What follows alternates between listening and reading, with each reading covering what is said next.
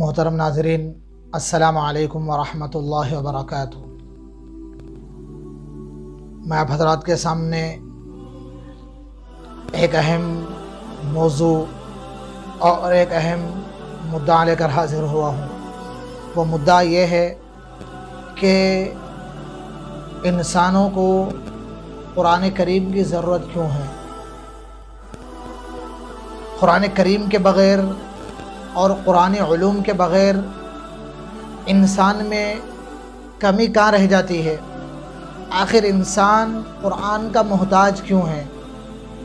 وہ کون سی ضرورت ہے جو قرآن کریم کے بغیر پوری نہیں ہو سکتی؟ آخر ہم قرآن کے محتاج کیوں ہیں؟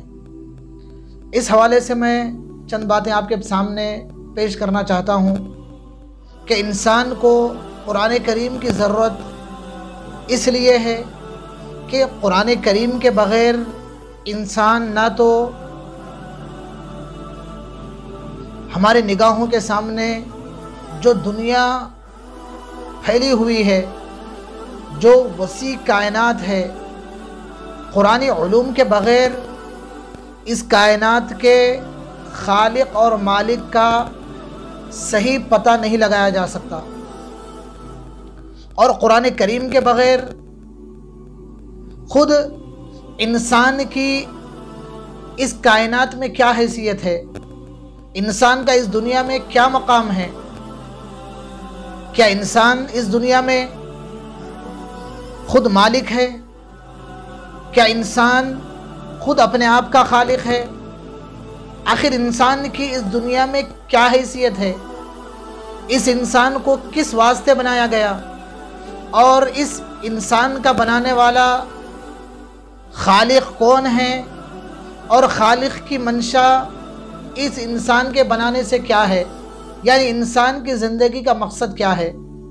یہ کچھ ایسے بنیادی سوالات ہیں، اور یہ سوالات اتنے بنیادی ہیں، ان حقیقتوں کو جانے بغیر، ان سچائیوں سے پردہ اٹھائے بغیر انسان کی فکر و عمل کی جو منزل ہے وہ ایک قدم بھی آگے نہیں بڑھ سکتی۔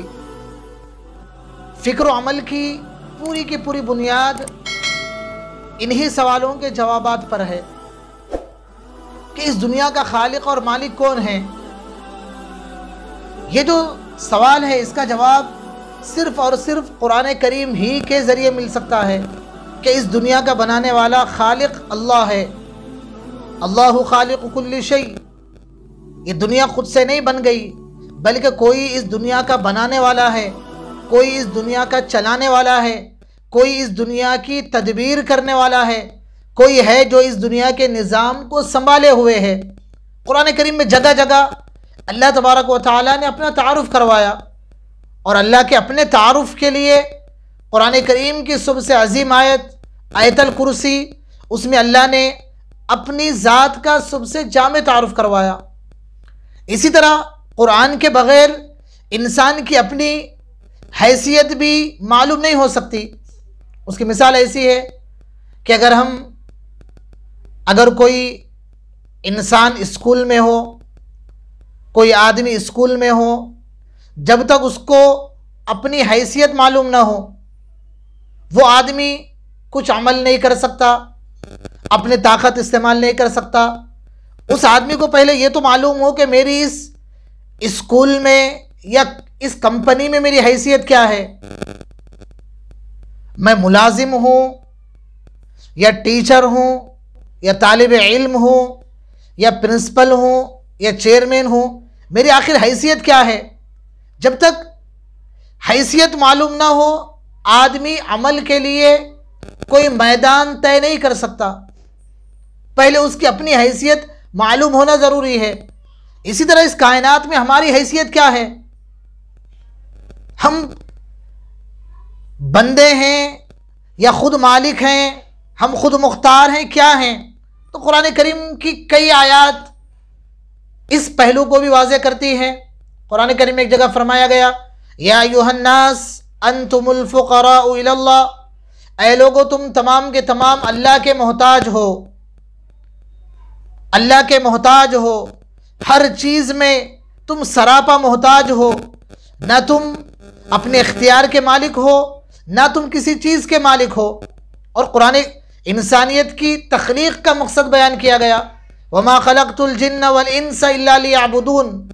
جنات اور انسان کی پیدائش کا مقصد صرف اللہ کی بندگی ہے۔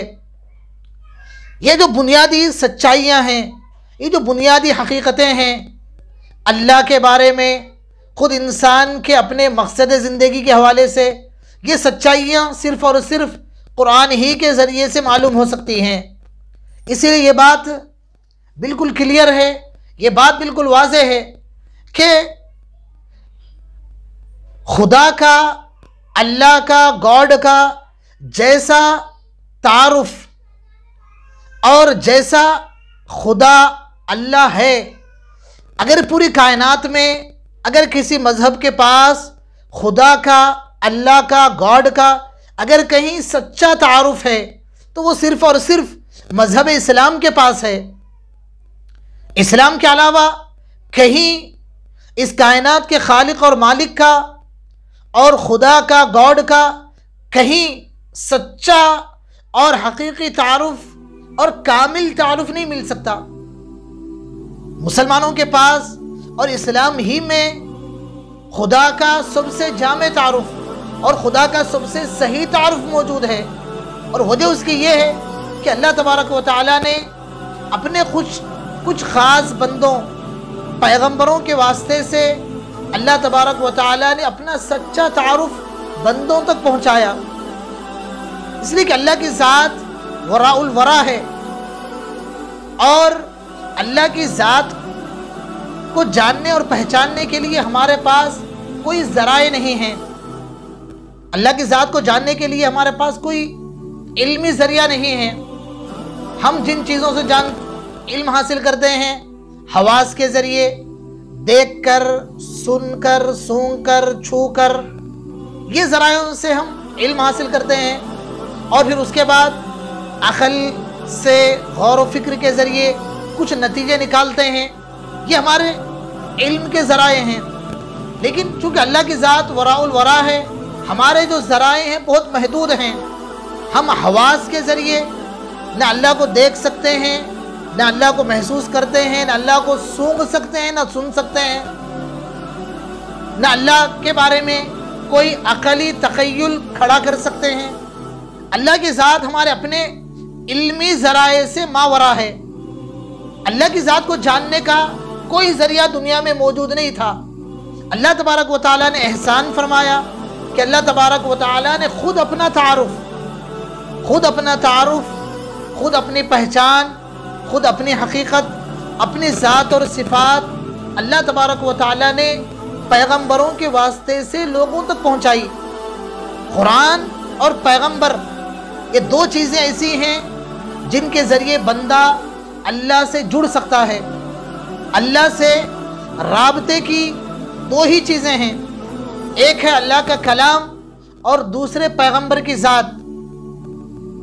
اور بنیادی طور پر قرآن اللہ کا کلام، یہ اللہ کی رسی ہے، بندوں کو اللہ سے جڑنے کا اور اللہ سے تعلق قائم کرنے کا، اللہ کی مرضی اور منشا معلوم ہونے کا صرف ایک ہی ذریعہ ہے، وہ اللہ کا کلام ہے، وہ قرآن ہے۔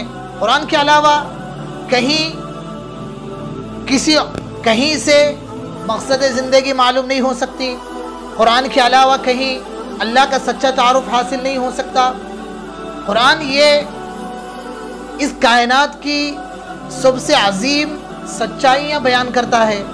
قرآن ہی کے ذریعے سے اللہ کی پہچان ہوتی ہے، قرآن ہی کے ذریعے سے ہم مقصد زندگی معلوم کر سکتے ہیں۔ قرآن کے علاوہ یہ چیزیں کہیں سے اور حاصل نہیں ہو سکتی۔